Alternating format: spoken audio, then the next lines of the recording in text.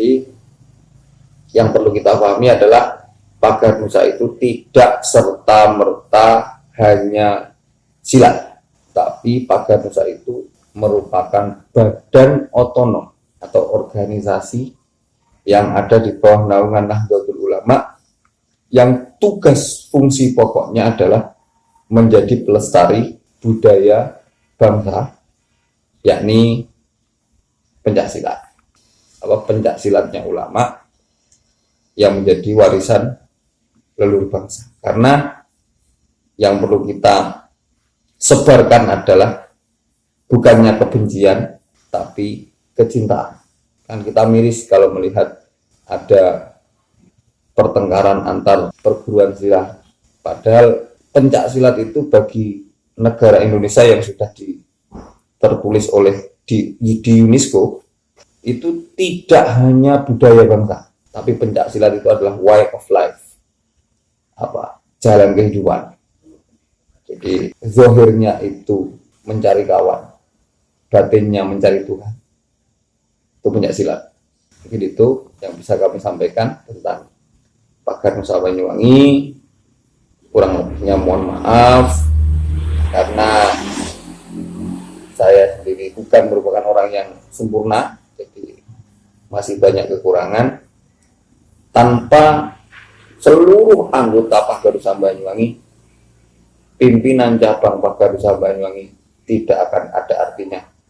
Maka saya pribadi dan mewakili atas nama pimpinan cabang Pagar Nusa Banyuwangi berharap kepada seluruh anggota Pagar Nusa Kabupaten Banyuwangi untuk menyisihkan ego masing-masing dan menjadikan Pagar Nusa adalah yang nomor satu dibanding dengan kumpulan-kumpulan yang lain. Jadi ketika Pagar Nusa memanggil, maka bisa kita meninggalkan panggilan-panggilan lain, apalagi panggilan pacar ya Mas. Kalau nom-noman ini panggilan pacar. Akhirnya pacarnya memanggil, Pagar Nusa tertinggal. Nah, gitu. Itu aja. Terus untuk di masa pandemi ini apakah latihan tetap dilaksanakan atau diliburkan khusus daerah Banyuwangi? Oke. Kemarin selebaran sudah saya kirimkan, jadi pimpinan cabang setelah rapat dengan pengurus cabang Nahdlatul Ulama Kabupaten Banyuwangi dihimbau untuk melaksanakan kegiatan-kegiatan baik itu lembaga ataupun banom Nahdlatul Ulama yang lain untuk segera mengaktifkan kembali kegiatan-kegiatan di setiap lini dengan memperhatikan protokol kesehatan. Di latihan silahkan latihan, akan tetapi tetap jika demam, batuk, pilek hendaknya nggak usah latihan dulu karena musimnya seperti ini. Nomor 2, selalu menjaga daya imunitas, daya kekebalan tubuh agar virus corona tidak menjalar. Karena kalau sifatnya virus corona itu adalah ketika kita sehat, maka virus itu tidak akan menjadi bahaya. Akan tetapi kita bisa menularkan. Nah, jadi tolong teman-teman yang sudah sakti mandraguna tetap waspada karena mungkin corona tidak bisa menyakiti jenengan-jenengan, akan tetapi bisa menyakiti orang yang ada di sekitar jenengan. Harapan untuk kedepannya bagaimana dan pesan-pesan dari jenengan? Kalau harapan dari saya pribadi adalah kedepannya Pagar Nusa Banyuwangi lebih berkembang, lebih bersatu lagi dengan memperhatikan 4 pilar yang harus dikuasai oleh setiap insan Pagar Nusa Banyuwangi. Jadi jika ada yang suka dengan prestasi, monggo dilatih dengan sungguh-sungguh tanpa mengesampingkan, artinya pelatih itu tanpa memaksakan muridnya untuk belajar yang lain. Artinya gini, jika punya murid yang pengen prestasi, akan tetapi kita sebagai pelatih nggak bisa prestasi, maka dengan ikhlas, dengan lapang dada, ayo kita serahkan murid kita kepada yang ahli. Tuh. Jika kita ahli di prestasi, tetapi murid kita itu pengennya pencak dor, tapi kita nggak bisa melatih pencak dor, mental dan sebagainya, maka dengan lapang dada, ayo kita serahkan ke pelatih yang ahli. Jika ada murid kita yang pengen belajar ibaratnya tenaga dalam, ingin mendalami ilmu tenaga dalam, jangan dilarang.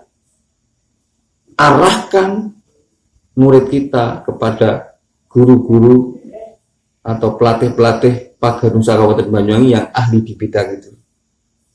Jadi jika semua pelatih sudah bisa seperti ini, insya Allah nggak akan ada sikut-sikutan, nggak akan ada saling hina, saling olok, saling menghina latihan dan lain sebagainya.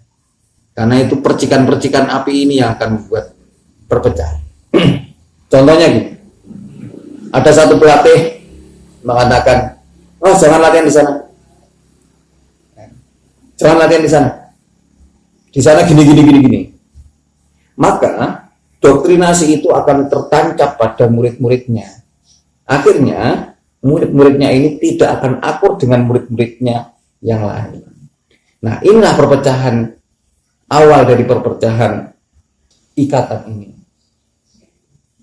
Tapi jika semua pelatih sudah sadar, sudah mau legowo, pinter legowo, karena pendekar itu dulu pasti dilatih untuk bisa legowo, dihinakan,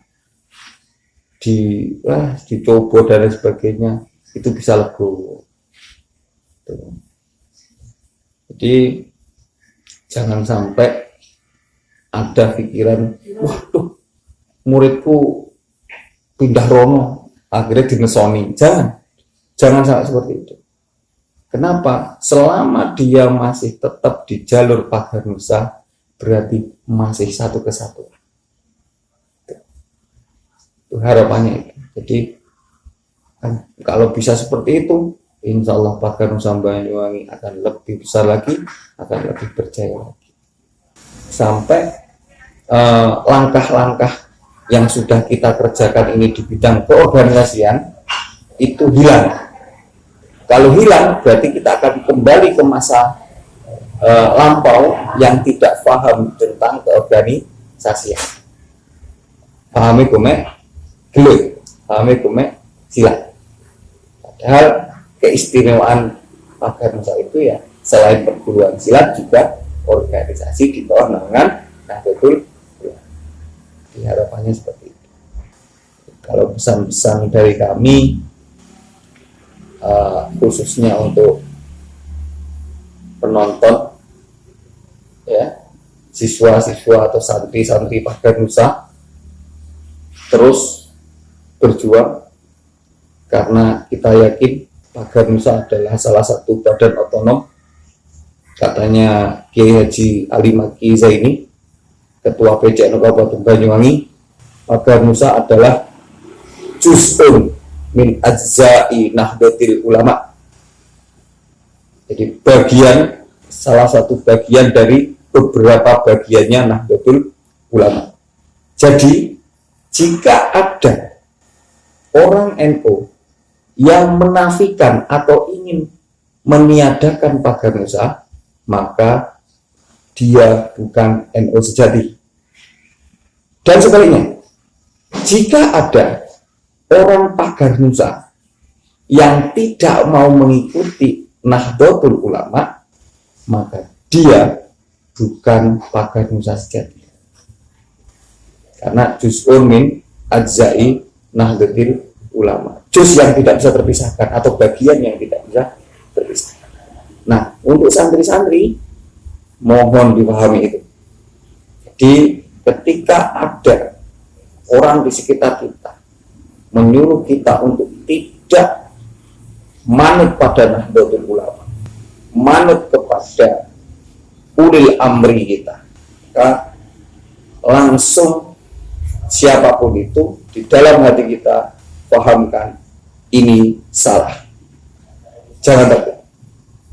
Karena kalau kita benar-benar mengikuti Nahdlatul Ulama, pastilah kita diakui menjadi santrinya Mbah Hasyim Asy'ari. Kalau kita menjadi santrinya Mbah Hasyim Asy'ari, tidak akan rela Mbah Hasyim Asy'ari itu meninggalkan kita di neraka. Mungkin itu. Ya, itulah tadi sejarah-sejarah tentang berdirinya Pagar Nusa di Banyuwangi dan pesan-pesan yang telah disampaikan oleh Gus Pak.